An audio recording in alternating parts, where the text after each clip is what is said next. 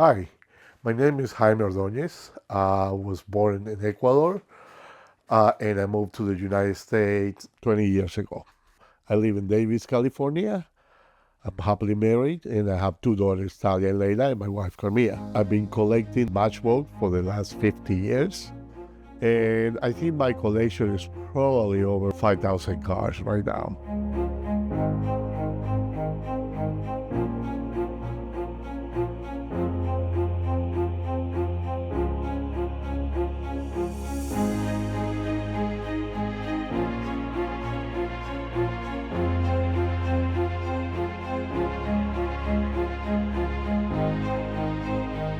I started collecting the diecast Matchbox when I was pretty much 6 years old. And at that time, I was, of course, living in Ecuador. That's when I got my first Matchbox car. It was my mother's present. There was a Mercedes 350 SL, so yellow, and I still have that car with me. So when I moved from Ecuador to the U.S. 29 years ago, I think I traveled with around 50 of the Matchbox cars. They were all made in England, of course, about it in Ecuador. So at that time, the company was called Leslie. And that time, I remember it was it was a little bit more than $1 for car. I was just married with Carmia, and happened that when we were in her parents' house, I discovered that she also had so much one car. So she helped, and she came to the marriage with another 50 cars. So I had 100 cars. Unfortunately, when I was in Ecuador, I had more than 50 cars, but a lot of those cars, when I moved out of my parents' house to college and all that, I lost a lot of those cars. But anyway, I keep those 50, and plus Carmia 50 cars, I had 100 cars. So, and the whole thing began. I really aggressively started collecting.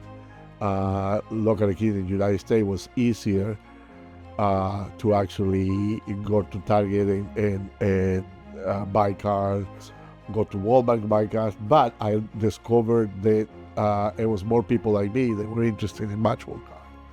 And they have car shows and the car fairs, and I spent quite a bit of time during the weekends going to those fairs, and I was able to buy cars that I thought I'm not going to be able to do it because Matchbox wasn't making the same cars, or they were not making cars from England anymore. So that was pretty much the second beginning of me collecting Matchbox cars.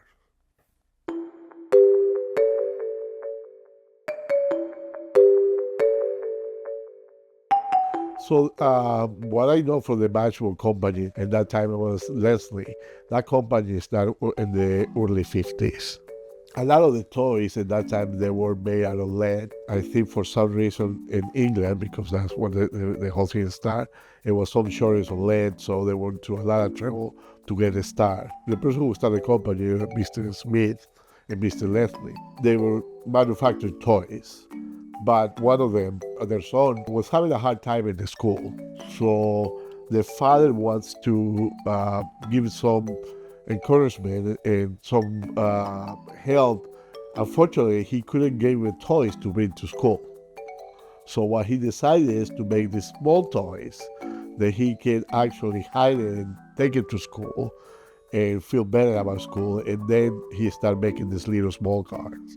And they called Matchbox because pretty much they were able to fit the car in like a little box. A lot of the kids started liking those toys, and he decided to start making most of those little cars that the kids can play. They were really strong cars, and they became really popular. So over the years, they got really a lot of attention, and they would start exporting to the world. They came to the United States. In the United States, they started the competition with Mattel, who started making Hot Wheels.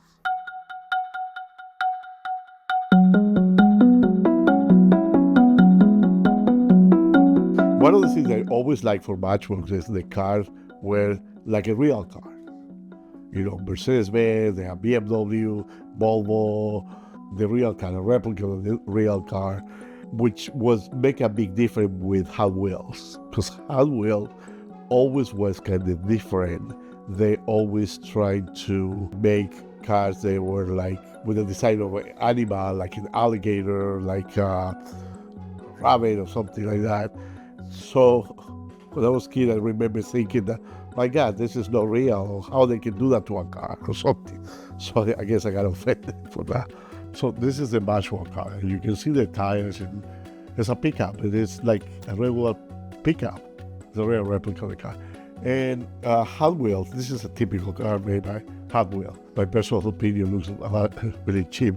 I mean, I know they're more popular. I think most of the people now collect Hot Wheels. I think they're more available. It's more like a toy, that the kids can actually smash the car against the wall or something like that.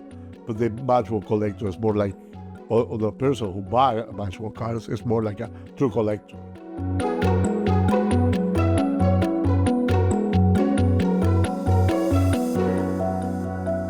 I do have a lot of books. It's really important for me to read the history, how they make the car, and why they make that car. And anyway, I love the history of Matchbox. So this is a book that I got as a present from probably the biggest collector of Matchbox, maybe the world, but that I know. He has over 53,000 cars.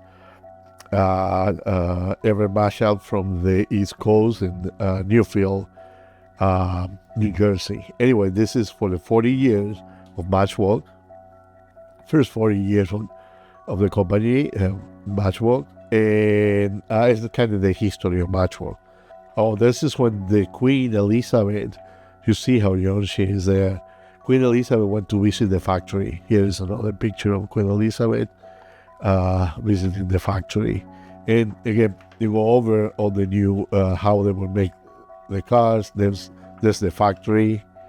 This is the first toys that they were making, but remember, those are big toys, so he couldn't give those toys to his son to take it to school. So this is a book made by another collector from the East Coast. I think he's in Connecticut. Charlie Max. I never met him, but he spent quite a bit of time publishing. I think at least he have 5 books that he makes out of his collection. So I talk about the history of Matchbox and some of the new cars and old cars from Matchbox. This is the first toys that Matchbox made. So I use those books as a reference, not only to see what cars I have to look for or keep collecting, and the changes in the car, but I also prices, because you invest some money in the collection. So it helps me to see how much the car costs, and I have all the reference here. And also I complement with these little ones that give me also the price of the car.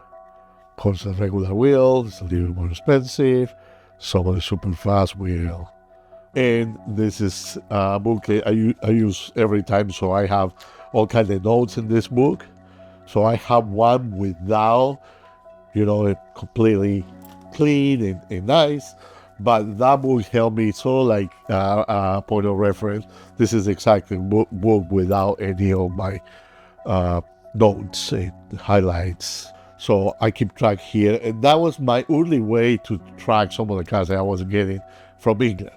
But these 2 books, this is Model of Yesterday. So it's a book that was made to actually keep track of the collection. So at that time, they didn't have computers, so everything was manually. So you have to write, and you have to write it and everything. So they make this book. This from cars from 1956 to 1996.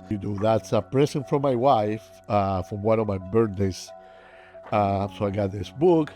This is for the Millennium Edition 2000, from 1956 to 2000, presents from my friends, Mitch, Mark, I think, and also my wife was part of that.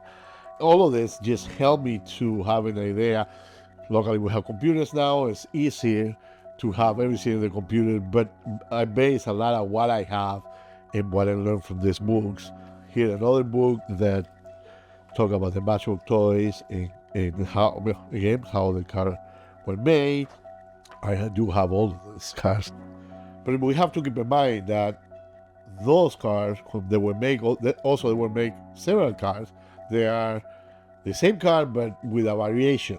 And you will see a part of my collection they look like the same car, but no, they actually have something different. You know, this particular car, the one that I have has the regular wheels, and the wheels are black. So in this car too. This is interesting. I was part of the Matchbox Collector Club from Oregon during the 90s. Every month I would get in this type of magazine.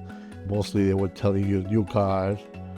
There was a dealer in Oregon who was selling a lot of those cars, so he sent you this magazine in the cars, and you were mailing a check so they can send you the cars. So it's a little bit more difficult. At that time, you actually have to mail the check, or they mail you mail the check, and they send you the product. All those books are part of the collection. So I documented the books that I have and how much those books cost me. So I keep as a part of the inventory of my collection.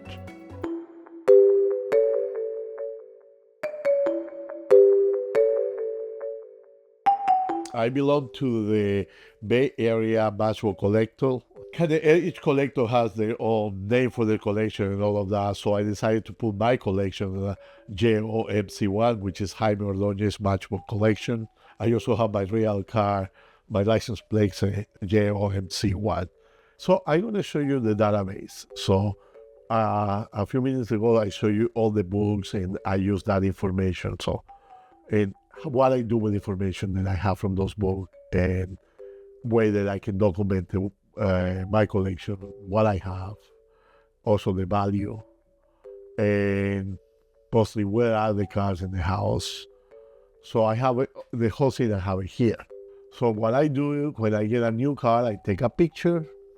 I use Photoshop to put the picture in the size that I want and make sure the picture is okay. This car, I got it in 1976. This is my first car in this collection. My mother brought this car in Quito. We were in Quito when I got that car. The car was made in 1975. However, I got it in 1976. So my collection give the car a new number, and this is because the first car is car number 1. This particular location is in the display case 32, it's in row A, the column 1. So if you go to the data, the Excel spreadsheet, and you go to the display case 32, which matches there, the row A, column 1, and you will see the JMC1 car number 1. So I have that way that I document the cars, and I have this way. So you see, here's display case 32, the car is number 1. That's where the car is. So, and like I was talking before, it looks like the same car, but no, actually you have different variations. So I have at least 3 variations of that particular car. You can see here also I have other variations for this other car. Here the windshield is like really light. Here is a little bit darker. This is the same car, the same model car. However, the roof, the top is black, and you see this other is white. This is a different type of red. Same car, different color. So you see all the variations, and that's what I'm talking about. And that's why it's really important for me to take a picture and document what I have, because that helps me not only to have a good record of my collection, but also help me to know what I don't have, which is the most important. And also keep me busy with the collection. And, a lot of joy that I have for my collections to have this database, to put information there. And also memories of when I got the cars, who gave it to me, and what was the occasion. I have my own pictures, my own kind of magazine, and I have a paper. So no, I only have the collection in digital, but I also have, one of the reasons I do this is because eventually when I retire, one of my goals is to actually do my own book of my collection, like Charles Mack, I think, or Everett. They make a collection of, a book of their collection. So I would like to do that probably later on. So I would like to have all the information. So anyway, every time I have a new car, I take a picture, and when I fill the page, I print it and I keep it here. So you can see, I do that also with planes. I do have planes, so I keep pictures of everything I have. So far now I'm at page number 182. And this looks a lot busy, so eventually I will have to fix this. I do have their own pictures without this information, so I think it will be easier. This is more for my own education.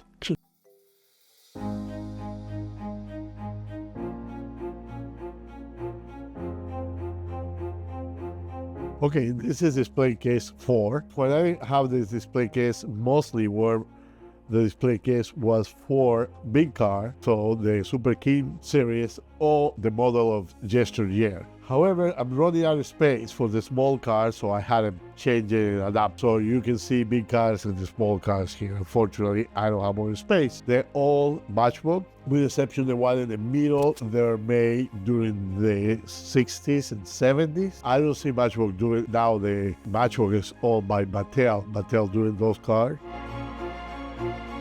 Okay, this second floor is another part of the collection. So most of the cars that I have here, I would say 80% of the cars, they're super fast wheel. They're all small cars. So I do have around 23 display cases in this part of the house. This is a series that Matchbox got out, I think, during the late 90s. So they're called the Gold, because they're all yellow. Unfortunately, I don't have all of them. I keep trying to look for it, but I have I would say most of that series. And here we have the cars with the NBA and the basketball teams. So we have the Lakers, the Bulls, which is my favorite team, a few Ferraris here. So what I did when I actually put the cars here is I tried to put it together, all the Mercedes, all the BMWs, all the fire engines. But because I'm getting new cars all the time, that's kind of hard. But anyway, I have a beautiful cars here. Probably in the part of the house we have more cars. Easy, I have over 2,000 cars over here. This particular display case is probably most valuable in the whole collection. All the cars here are either from the 60s or 70s. Of course, my first car is here. It's this Mercedes. All the cars in this display case are either made in England or made in Hungary. So we'll have to remember that in the 70s, Hungary was, we will call it in Spanish, Hungría, was a communist country. So even though the country was under that regime, which gave no freedom to people, they were making cars. So anyway, so I find that really interesting. The display case is over there. There are the tracks. I tried to put all the tracks together. So this is a special display cases because they're a little bit bigger the spaces and they are made for trucks. This car is really special. It doesn't exist anymore, that company.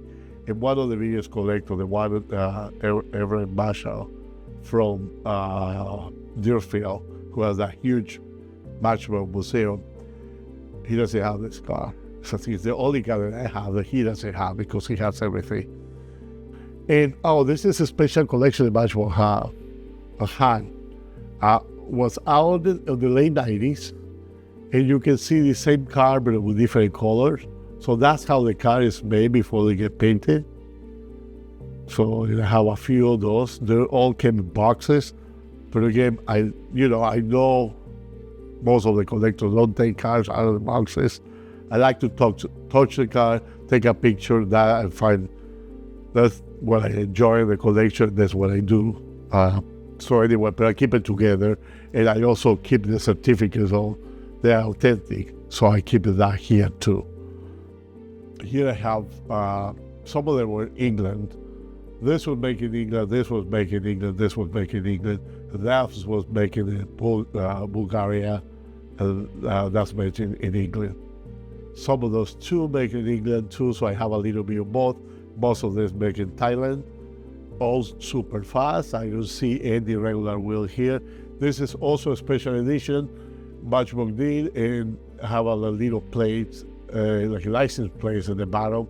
They're states, so this is Florida, and you have all the states always right here. Again, being a package, I remove from the package. I know a lot of collectors don't do that. I do it anyway, and I put it together. This is really special. This is for the Bay Area Matchbox collection. The club was 50 years old, and Mattel and Matchbox, Mattel authorized Matchbox to make this special car, special edition for the anniversary. These cars look like animals, like I say, the Hot Wheel does. So during the early 90s, I think 92, 91, Matchbox was followed behind. In that time, it wasn't Mattel, and Matchbox was owned by Tyco. And they were trying to compete with Mattel and Hot Wheel.